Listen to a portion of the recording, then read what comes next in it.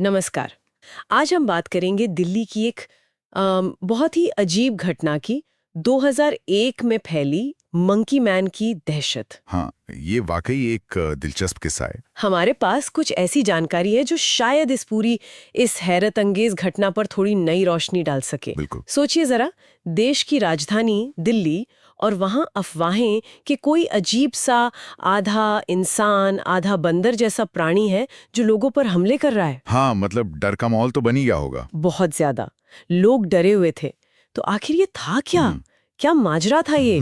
चलिए आज इसी की गहराई में उतरते हैं। जरूर। तो ये कहानी, जैसा आपने कहा, मई 2001 में शुरू हुई, खासकर पूर्वी दिल्ली के इलाकों से, है ना? हाँ, बिल्कुल। शुरुआत वहीं से हुई। लोगों ने दावा करना शुरू किया कि उन्होंने एक अजीब प्राणी देखा है। कैसा प्राणी? मतलब क्या देखा लोगों ने? बताया गया कि वो करीब 4 फुट लंबा था, काले घने बाल थे उसके, और बहुत हैरत अंगेज तौर पर फुर्तीला और ताकतवर था। 4 फुट मतलब बहुत लंबा भी नहीं। और वर्णन, क्या वो सच में बंदर जैसा दिखता था? वर्णन बड़े अजीब थे। जैसा आपने कहा, किसी ने कहा कि उसने हेलमेट पहना हुआ था। हेलमेट? हाँ, किसी ने कहा उसके धातु के पंजे थे। किसी ने लाल चमकती आंखों की बात की। बाप रे, ये तो किसी फिल्म जैसा लग रहा है। बिल्कुल। और ये भी कहा गया कि वो ऊंची ऊंची छलांगे लगा सकता था, छतों पर आसानी से चढ़ उतर सकता था। अच्छा, तो मतलब सिर्फ दिखने की बात नहीं थी, वो लोगों को नुकसान की पहुंचा रहा था। हाँ, फिर खबरें आने लगीं कि उसने लोगों को खरोचा है, काटा है, या फिर अंधेरे में पीछा किया है। तो चोटें असली थीं?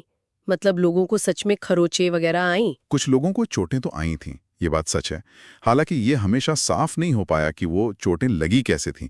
क्या वो सच में उसी प्राणी के वजह से थीं या गिरने पड़ने से लगीं, ये कहना मुश्किल है। और दुखद बात यह है कि कम से कम 2 लोगों की मौत भी हुई इस दौरान। मौतें सीधे हमले से? नहीं, सीधे हमले से नहीं। रिपोर्ट्स के मुताबिक वो लोग मंकी मैन के डर से भागे और छत या सीढ़ियों से गिर गए। ओह, मतलब डर इतना ज्यादा था कि लोग पैनिक में आ गए। बिल्कुल। शहर में रीतिमत एक दहशत फैल गई थी। मैं अंदाजा लगा सकती हूँ, लोग तो रात में बाहर निकलने से भी डरते होंगे। हाँ, बिल्कुल। लोग घरों में बंद रहने लगे। कुछ इलाकों में तो लोगों ने खुद ही निगरानी दल बना लिए थे। अच्छा, वो लाठियां वगैरह लेकर? हाँ, लाठियां लेकर गश्त करते थे। पुलिस के पास तो शिकायतों का अंबार लग गया था। फोन लगातार बजते रहते थे। पुलिस ने क्या किया? मतलब इतनी सारी शिकायतें? पुलिस पर दबाव तो बहुत था। हालत ये हो गई कि उन्हें चश्मदीदों के बयानों के आधार पर स्केच भी जारी करने पड़े। स्केच भी? मंकी मैन का। हाँ। सोचिए, कितनी अजीब स्थिति थी। अफवाहें, दहशत, पुलिस स्केच, पर यह था कौन या क्या था, ये सवाल बना रहा। यहीं पर मामला और उलझ जाता है ना, इसके पीछे क्या हो सकता है? हाँ, यहीं पर मामला वाकई पेचीदा और दिलचस्प हो जाता है। देखिए, जब हम इसके पीछे के संभावित कारणों को देखते हैं तो कई सिद्धांत सामने आते हैं। जैसे कि? एक मजबूत संभावना है सामूहिक भ्रम, या जिसे मास हिस्टीरिया कहते हैं। मास हिस्टीरिया? मतलब ये असल में था ही नहीं, सिर्फ लोगों का वहम था। कुछ ऐसा ही। ये वो स्थिति होती है जब किसी समूह में तनाव, डर या अफवाहें इतनी फैल जाएं कि लोग बिना किसी ठोस भौतिक कारण के भी शारीरिक लक्षण महसूस करने लगें या असामान्य घटनाओं पर यकीन करने लगें। हो सकता है उस वक्त दिल्ली में कुछ सामाजिक या आर्थिक तनाव का माहौल रहा हो जिसने इस डर को पनपने में मदद की हो। मीडिया कवरेज ने भी शायद इसे हवा दी हो। लेकिन फिर वो खरोंचों का क्या? और जो मौतें हुई, क्या वो भी सिर्फ डर का नतीजा थी? हाँ, ये मुमकिन है। देखिए, तीव्र डर और घबराहट में लोग ऐसी हरकतें कर सकते हैं जिससे उन्हें चोट लग जाए। भागते हुए गिर पड़ना, अंधेरे में टकरा जाना, या जैसा कि रिपोर्ट्स में आया, संतुलन खोकर ऊंचाई से गिर जाना। अच्छा। और कई बार ऐसा भी होता है कि सामान्य घटनाओं को भी लोग उस डर के चश्मे से देखने लगते हैं। मान लीजिए किसी ने रात में किसी बड़ी बिल्ली या बंदर को देखा, या कोई मामूली चोट लग गई तो उसे भी मंकी मैन से जोड़ दिया गया हो। हाँ, ये हो सकता है। इसके अलावा एक और संभावना है, हो सकता है ये कोई शरारत हो। शरारत? मतलब कोई मजाक कर रहा था? हाँ, मुमकिन है कि कोई एक या कुछ लोग कॉस्ट्यूम पहनकर जानबूझकर लोगों को डरा रहे हों, और फिर सामूहिक डर ने उस छोटी सी शरारत को एक बहुत बड़े खतरे का रूप दे दिया हो। ये भी एक एंगल है। और एक तीसरा पहलू भी है, थोड़ा मनोवैज्ञानिक।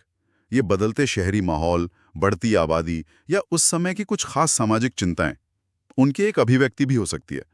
एक तरह का अनकहा डर जो इस रूप में बाहर आया। अगर हम इसे और बड़े पैमाने पर देखें, क्या ऐसी घटनाएं पहले भी हुई हैं कहीं और? हाँ, बिल्कुल। ये कोई अकेली घटना नहीं है। इतिहास में ऐसी कई शहरी किंवदंतियां मिलती हैं। जैसे? जैसे विक्टोरियन इंग्लैंड का स्प्रिंग हील जैक, एक उछलने वाला, शैतान जैसा दिखने वाला रहस्यमय किरदार जिसकी अफवाहों ने लंदन में काफी डर फैलाया था। अच्छा। या फिर अमेरिका के इलिनॉइस में 1940 के दशक का मैटून का मैट गैसर, कहा जाता था कि वो लोगों पर कोई अजीब गैस स्प्रे करता था। ओके।